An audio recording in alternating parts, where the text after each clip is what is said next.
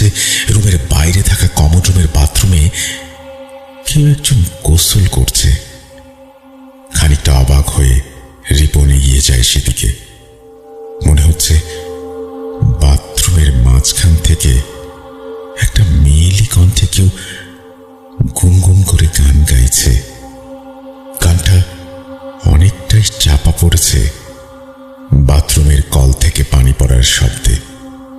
অবাক করা ব্যাপার হলো, বাথরুমের দরজা অনেক জোরে জোরে ধাক্কা দিলেও সেটা খুলে গেল না।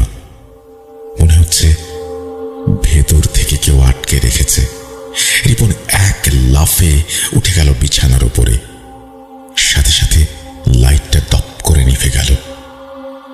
জানলা দিয়ে আসা হালকা আলোতে সে দেখল তার ঠিক ওপরে সিলিং ফ্যানের সাথে ঝুলে আছে একটা অবয়ব।